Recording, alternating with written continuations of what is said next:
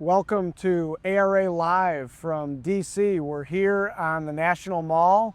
I'm Jeanguenat. I'm here with Tom Doyle. That's me. And Matt Hite, my colleagues at ARA, and we're excited to be here as part of the celebration of construction on the National Mall, an event that AEM is putting on this week, really to bring, bring awareness to and raise the profile of construction with our lawmakers, with our agencies here in DC, to understand just how big of an industry it is. I think I heard this morning Phil Kelleher from CAT say it's a $330 billion industry, construction, and obviously equipment rental makes up a big part of that.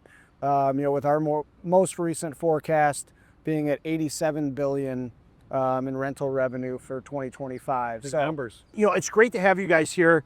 And it's great that AEM throws this event on. I think it impacts a number of different areas in ARA, but for advocacy specifically, this is a fantastic event because it brings policymakers down to the Hill so they can see what we do. And as you were referencing with all the stats, I think our members own close to 60% of all construction equipment. We're a major player in anything sticking a shovel in the ground. And right now, Congress is doing a bunch of things, but they're teeing up an infrastructure bill for next year. And this is great because it gives policymakers a firsthand view to see what's going on. And rental is so big in that. Our members, rent tons of equipment to, various projects, and it'll positively impact them. And to be able to bring a member of Congress down here to show them, or their staff, or even the agency. I mean, Tom, we had a number of people from EPA stop by today. Great that they can see us firsthand and what, our members do and what we're all about. Absolutely. Tom, I think, you obviously work closely with a lot of our OEM partners, and just talk about your experience, so far today. Yeah, so I guess, first of all, one of the reasons why we started this 2 years ago, John, we came back. We had invited AEM to come out to the ARA show, and we're co-oping with them on a couple of different initiatives, which we'll continue to want to do. I think always the sum is greater than the individual parts, whether we're working with all of our members and or with different associations. So with that, then we've got 24 different manufacturers that are represented here today. And I think we are the one of 16 associations that are here today, John. So I think the impact is, again, we want to be part of the industry. We want to showcase that. We want to do that on behalf of all of our members. We're not going to ask all our members to be coming out here to Washington, D.C. with us, which yesterday was a deluge. Right. We got great weather here today, so we'll have to wait and see how that flies. But we're proud to be here for representing the rental industry on behalf of all the members. Absolutely. And I think, this is a really important time to be here too. Yeah. Just to try to keep our finger on the pulse of what's happening in the industry, what we're hearing from the manufacturers, what we're hearing from the policymakers and talking with them about. Matt, what's happening in DC? What are the headlines this week, and Sure. from a policy standpoint? So the big thing for ARA members right now is tax reform, and that's actually going through the budget reconciliation process. In fact, the House Ways and Means Committee, which is the premier tax committee in the House, just passed through a bill that ARA we've been working on for 2 years, and it'll go to the floor hopefully next week. But it's got some great stuff for the rental industry. I know, Tom, you and me have spoken a bunch about full expensing and how important that is to our members. Awesome. That's in there, and that's going to be our members are going to love that. $199 cap A, which is more for our medium to small size members. That not only it got in there at 20%, it got in there 23%, and it's permanent, which allows members to invest 23% back into their fleet, to their staff, to their facilities. And then the state tax, which is really important, especially for our family held members, because a lot of our members, they're family held businesses that go through generation and generation. They actually got that in there permanent, and we had 5 priorities in there that we got in there, and so far they're all in there, knock on wood here, and it's got a little bit ways to go. It's got to pass the House floor, and then it go to pass over the Senate before probably the end of September.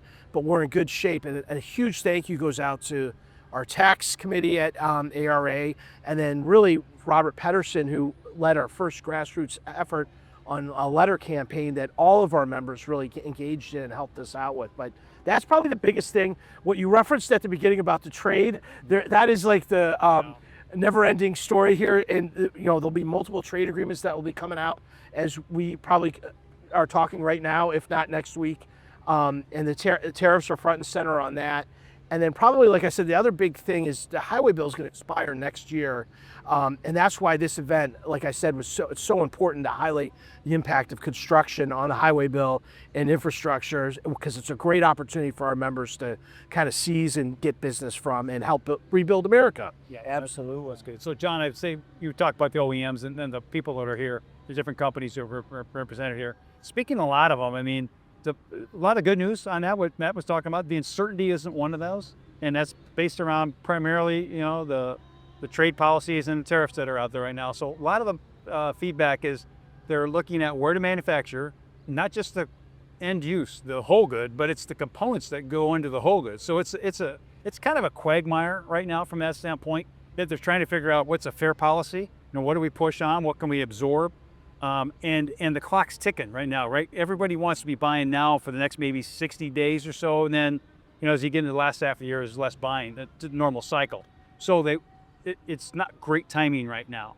So there's some maybe less production going on at the factories, some less buying by not just rental companies, but contractors as well. Right. So that's the update we're hearing here from across the different manufacturing group. Absolutely. And I think, we all benefit and our members benefit when some of that uncertainty starts to clear up, a little bit. Well, that's, the other side. When we're looking at just from rental, the uncertainty, it generally helps rental companies, and especially, I wouldn't say all the rental companies, but the larger ones that have levers to pull that can age their fleet out during this uncertain times, and or not really have to buy at a higher price until they know, because probably some of these price increases aren't going to stick. They're going to go out now and then probably get pulled back in as Matt and his team works these tariffs down, right, Matt? So Thanks, Tom. Yeah. So I think. God, no pressure on that one, Matt, but get her done, would you? Yeah. So it's because they can. If they pass a price increase now, and if they slap it as a tariff or whatever they call it, and then pull it back later because those costs come down and those companies haven't waited, they win, right? Right. So again, the rental companies can weather this, I believe, better than most. Definitely. And one thing that Matt touched on just a minute ago is infrastructure. I heard a lot of talk about infrastructure, this morning, and from talking with OEMs. I know that's such a big part of just looking forward. Hopefully getting past the tariff trade policy conversation, but just what's happening with infrastructure, and how, what have you heard from, some of the OEMs about that, and just, again, looking ahead, how big of a role that plays in the continued growth of the industry that, has continued to grow consistently. Infrastructure, especially some of these big projects, the big data centers that are going on, the plants that are in for the EVs, as an example, whether you're on the manufacturer side or with our rental companies, be fortunate if you're in those areas, because that's really where the market still is. So we just did our forecast. We just updated our forecast. I think if you look at it by state, it's where those bigger projects are that it's insulating some of what's happening in the economy elsewhere. Some of the smaller type projects could get postponed, are getting postponed. So what we see, it's not a fair to all policy right now. If you're in those big project areas, business is okay. Others, it's tempered off a little bit. Definitely. Well, one of the areas that I was happy to hear about was workforce development, brought up this morning. Kind of right in your valley work there, yeah. I think that's been a major priority for us at ARA, going back for the last 5+ years. And an event like this, it's really interesting just talking with people as they come by and letting them know about what we do in the equipment and event rental industry, what career opportunities there are in the industry. And and you see the same thing from the greater construction market as well, just trying to educate the general public on where the careers are. And well, we've heard it, today, we'll hear it tomorrow, a lot of wows from the people that come by. Like, it's an $80 billion industry. You're creating almost 700,000 jobs, for this, and it's a growing industry, so it's a pretty cool time for rental. And I think it's a lot of good kind of tailwinds from that respect.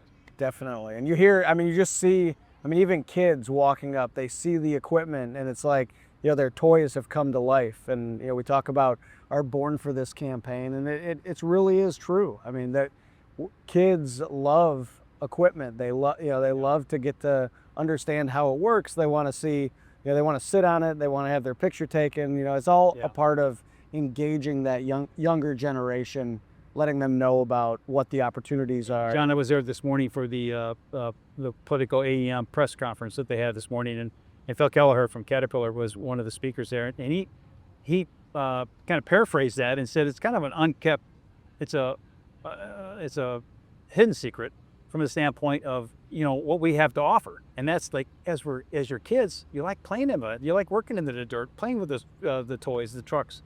And then later they get dissuaded away from that and get into maybe a path that doesn't include a trade school or to work with their hands or work as a manufacturing company or work with equipment, et cetera. So yeah, we got to keep on pushing that.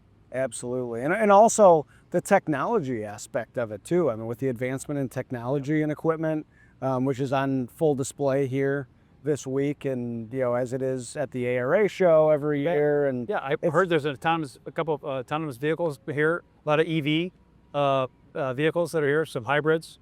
Yeah, a lot of cool stuff that's coming down the pike. It's a cool factor and something that a lot of people just don't know about, right? Until they see it up close. So I heard the comment that a lot of times you can't get that close to the equipment because it might be on a construction site that's fenced off or what have you.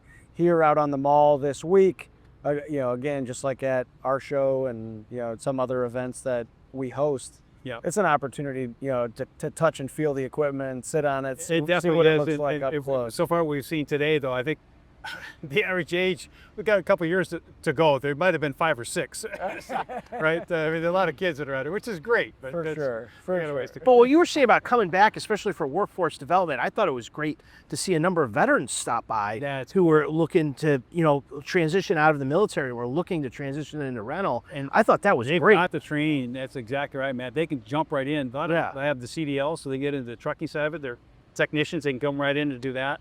Good point. A lot of great opportunities, for veterans, and I know that just when I was working in the industry, we hired a lot of veterans. And, it's a really good fit. And hopefully over the course of the week, we'll be here for the balance of the week. We'll have some more high school groups come in, and other tour groups that will be maybe closer to the working age. So make sure you save some of those really nice sunglasses that you brought. I will. It's nice that the sun came out. There's blue sky here. My glass half full. So.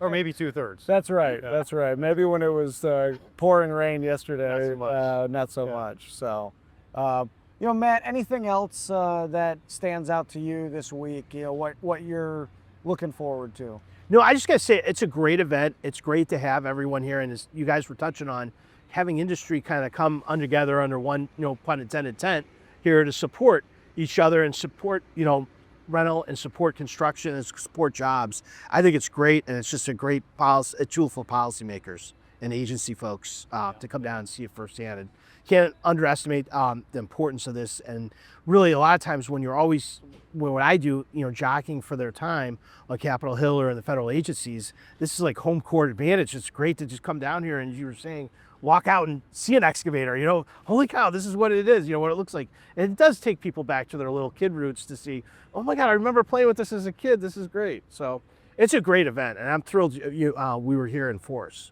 Absolutely.